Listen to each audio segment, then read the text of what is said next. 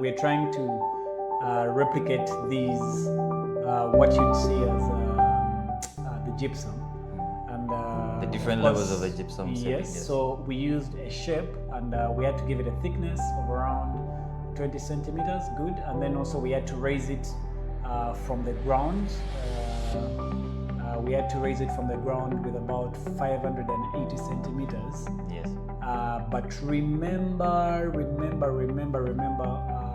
we have 2 floors, so we had to set it to the new floor that we had created. The second floor. Yeah, so as you can see now, we had to also adjust the walls of this other new floor because according to the dimension they've given us, this other second layer of the floor was actually about 4.5 meters. So once we're done creating our first layer of the gypsum, we're able to copy and paste it onto this other side. And then also now we have copied, and now we're trying to have it on this other side as well. Of course, you make sure that it's exactly 250 centimeters on that side, and you do the same for this other side. And now we have a square. At least we have our first layer of gypsum that has been created, okay? And second layer that we have to now go into or look at should be, you see, this looks gorgeous. I mean, yeah. It looks it's very coming easy. to life. Yeah, it's coming to life.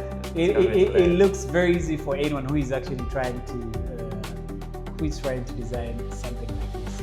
Yeah. And now it's time to create the second layer, but of course we'll have to, of course, leave some room, you know. Gypsum is already suspending on top of layers and stuff like that. So this one, of course, has to protrude a little bit of a distance and then increase it by 50 centimeters, if you notice. So I think we'd advise people to pay very close attention to dimensions in this thing. Like, you cannot avoid accuracy is very important. Very, very important. Otherwise, if you fail on one thing, you need to follow the plan from the beginning and understand the dimensions that you're working with. I see how there's a domino effect and how one thing affects the another. Exactly. And at this point, I would also want to point out how the point I mentioned earlier about creativity is quite important because, well, the first thing someone would have thought of is just put a roof, right? Just a plain flat roof, and then find ways of poking holes to it. Yeah. But in this situation, the better thing to do is what you see right here, where you come up with different planes, and those planes shall be able to give you the different layers of the gypsum ceiling. True. And then from there, you come up with what you want. Now, going this is forward, refining the edges and making sure we don't have any protruding objects. And you see now it's smooth. So whatever you do in the 2D version, you get to see it in the 3D and monitor it and see it's exactly what it looks like in the images you've been given or the different portraits that you're working with from the real world. Yeah. Because you usually have a representation of what you want to build. It's a picture, a photo, something that you're referring to, and then you're trying to create it in the 3D side of things. Yeah. So, where are we now? Material selections and making sure that the walls, the ceilings.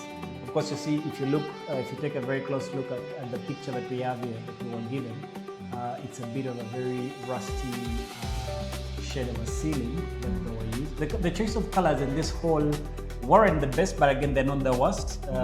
We are able to generate something out of it. So we just, I think, have to create and pick a similar material that looks similar, yes, to what we have in here. Then we should be able to create it. And what we have is basically what you see. Okay, it's coming up nicely, And what we have done here is those gypsum layers that you've seen are being, I would say, suspended to reach up to where the real roof of the floor is going to be. That's why you are seeing the different adjustments in the height, like you're seeing right now, the different adjustments in the height of the side walls, right, to go up to the real roof well, right? That adjustment that you're seeing for the... To allow the gypsum suspend lower than lower than the ceiling. Yes, that's where the image is going to come out nicely when the model is But done. you know, the second floor came with the default ceiling, so I think it has to be deactivated. The roof actually was still, when you look at the height of the roof, it's still lower. So remember, we have 280 centimeters plus 450, so which should give us a, you see now, Exactly we've what got in we- the actual measurement, and measurement, then it and snaps now, into place just like that. yes. So measurements, follow your measurements from the beginning till the end, and then you should be able to create such amazing, amazing models just like these ones.